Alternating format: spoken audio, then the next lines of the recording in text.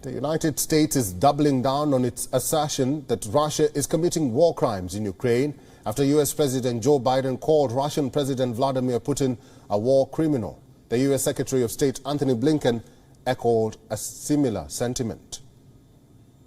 Other things, the intentional targeting of civilians would constitute a war crime. You heard President Biden speak to this yesterday. You heard what I said a few minutes ago. So we are documenting. We welcome the efforts of various groups, institutions, organizations that focus on this to bring all of the evidence together, to continue to document things, and then for there to be accountability, one way or the other.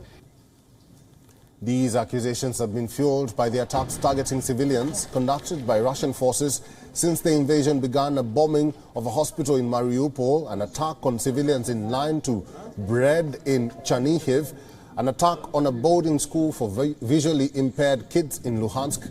These are just a few examples out of many. Blinken's comment came as authorities were still trying to pull out survivors out of a bombed theater in Mariupol a day earlier.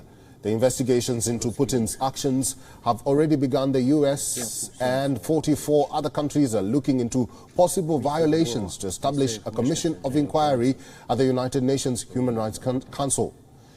The International Criminal Court, too, is investigating the matter. There is a long list of acts that can be considered war crimes: the taking of hostages, willful killings, torture, inhumane treatment of prisoners of war, forcing children to fight, are some of the most known examples. But there is a lot of grey area within this list. To decide whether a person or a military has committed a war crime, international law lays down three principles. The first is proportionality.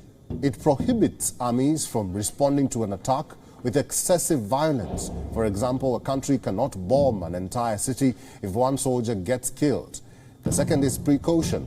This requires parties to minimize the harm done to civilian population. And the third principle is distinction, which says that parties need to be constantly trying to distinguish between civilian population and the military. Russia, for its part, has denied that it has targeted civilians in Ukraine.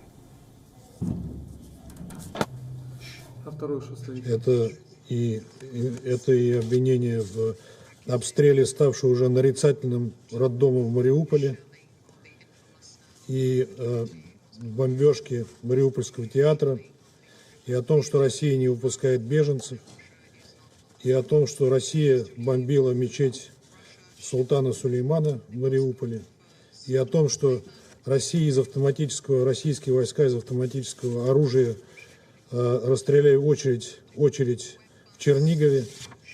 Все эти фейки неоднократно опровергались. Я, во-первых, хочу сказать своей американской коллеге, когда она...